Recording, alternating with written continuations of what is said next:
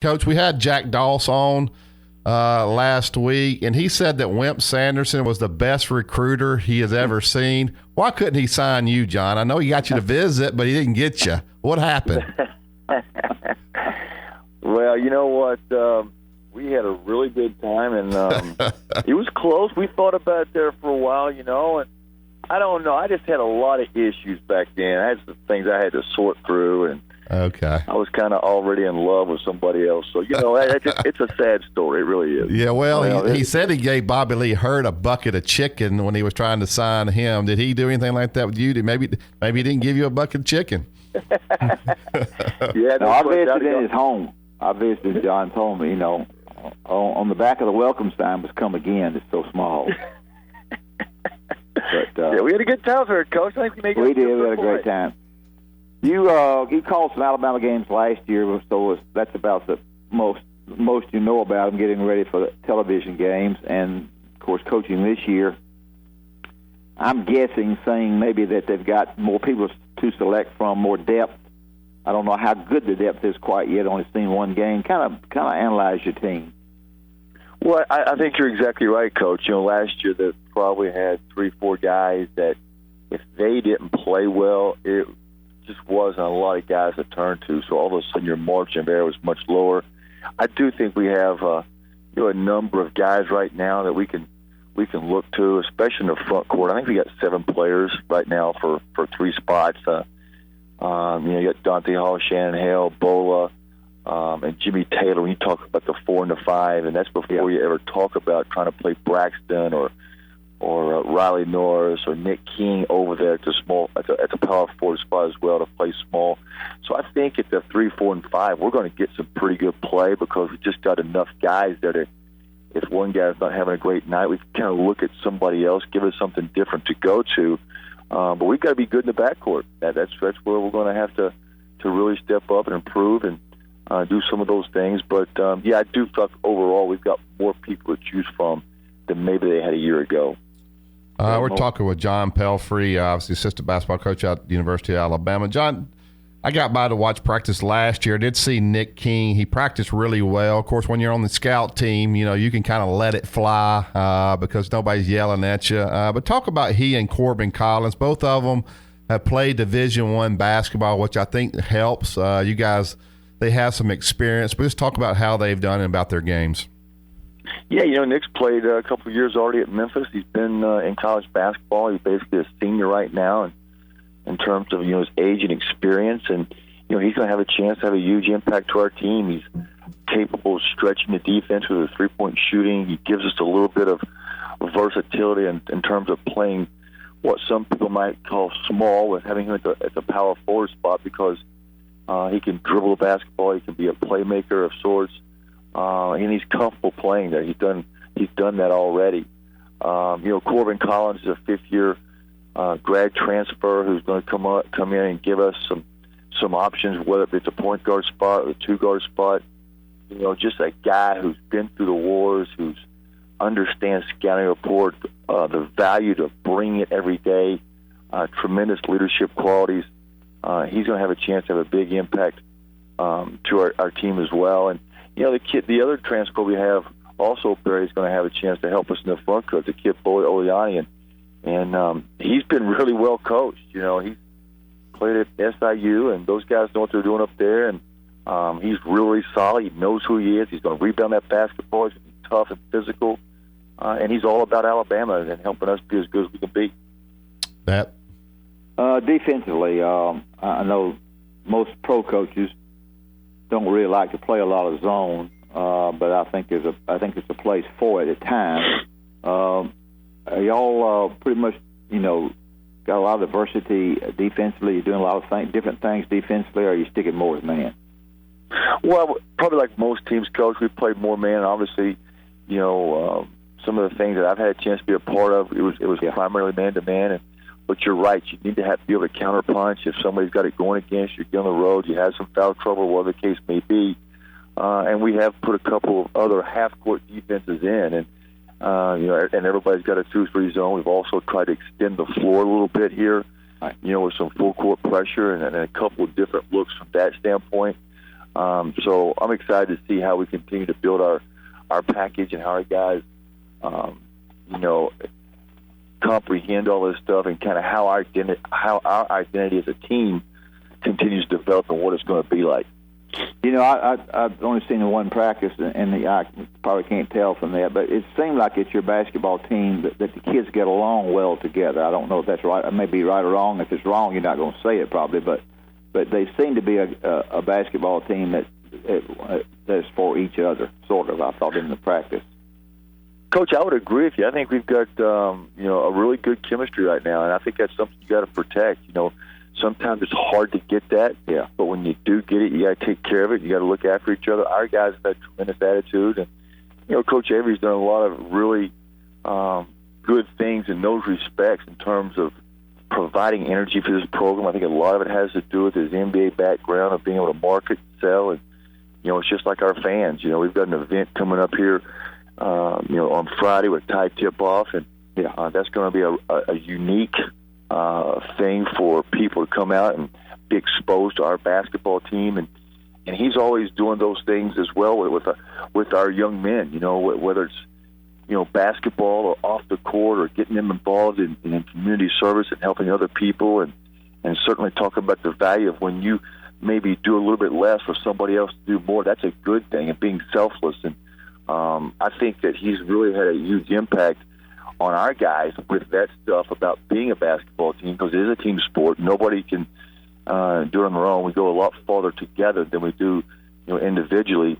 And I think that attitude is starting to, take hold of our basketball team. And I hope he's doing the same thing in the community as well, because, he's very inclusive, and it's something, I think, again, for him and his background of where he's been, and bringing everybody together, but to make it a fun, exciting experience for everybody.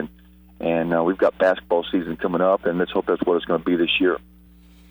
John, you come from Kentucky, obviously, which is a national basketball program. As far as, everybody knows about Kentucky basketball. Does having Avery Johnson make Alabama a national job? Because I would think with his name, his personality, he can probably open up a lot of doors that maybe some other guys couldn't, being in Alabama. Does his name make this a national program? I definitely think so. I think, a couple of things, though. I think when you look at the history of the SEC, the tradition of Alabama, what Coach Sanderson was able to accomplish here along with some other coaches, in the past, Alabama's got an outstanding tradition in basketball.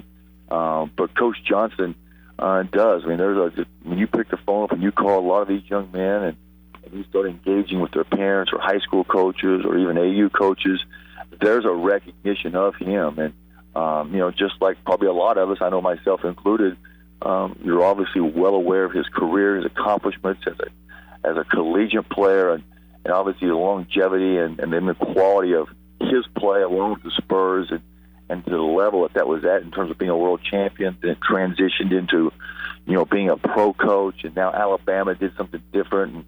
And when hiring a new college coach, they went out and got him an NBA coach. So I definitely think it helps us, in recruiting and obviously selling our program and generating excitement. But it also translates to the court. I mean, like he's, NBA coaching is at the highest level. And for no other reason, they get a chance to do it more. They just play more games throughout the course of the year.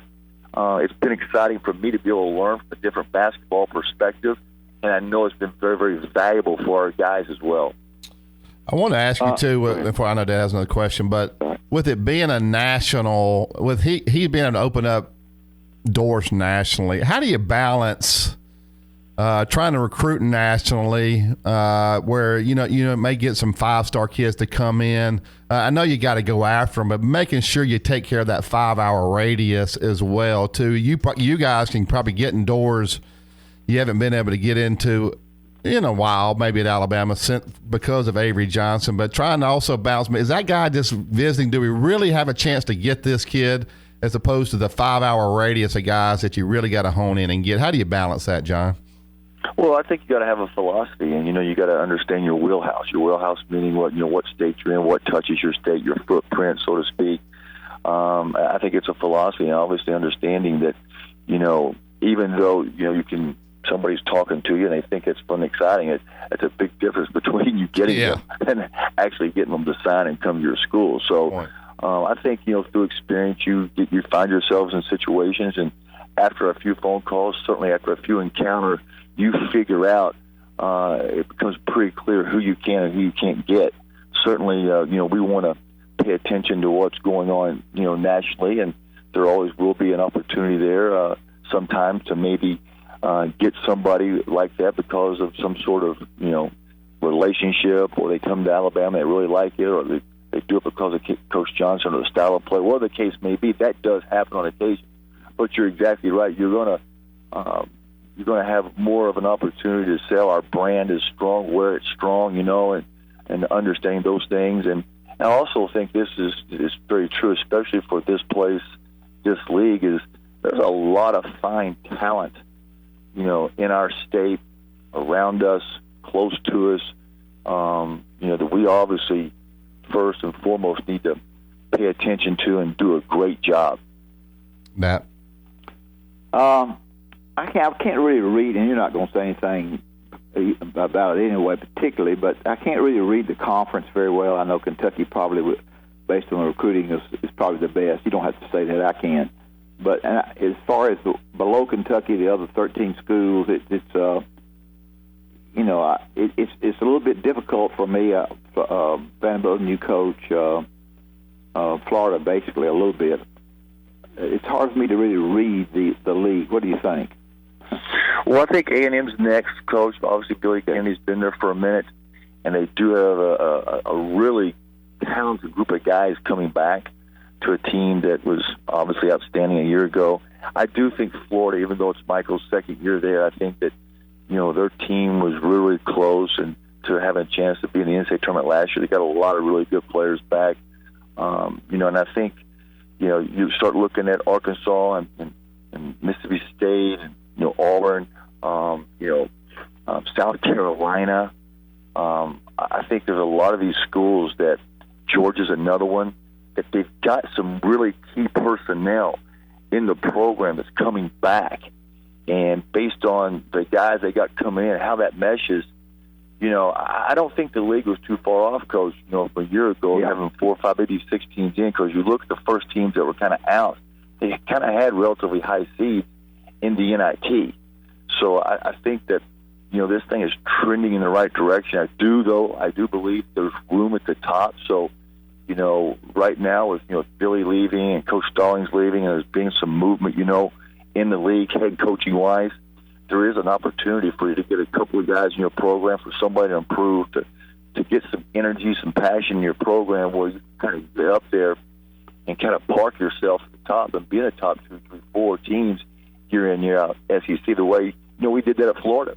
And, I think this is a unique opportunity, a unique time right now, and I think an exciting time to be at Alabama, because I really believe we can, and we're going to do that.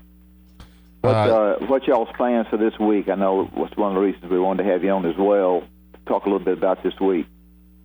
Yeah, this week's going to be exciting. As I mentioned there a little bit earlier, Coach Avery's got a tight tip-off for our team's going to be out there. It's going to be, a little fan interactive, and I think the doors open at 6 o'clock on Friday. There's going to have an opportunity to get some autographs, to meet the players, to say hello to Coach Avery, and then I think at 7 o'clock the event starts, and there's going to be entertainment.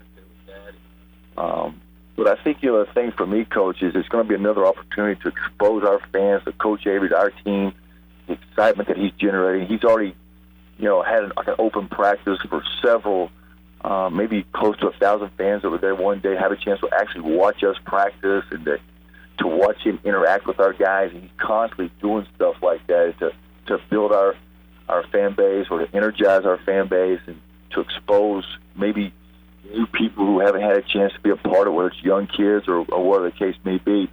It's a different perspective, and he's doing a really, really good job with that. So this is going to be an exciting weekend. Obviously, it's tied into a monster weekend for our campus, for our football team, but that game coming up on Saturday, and just going to be a really, really good thing going on here in Tuscaloosa Friday and Saturday.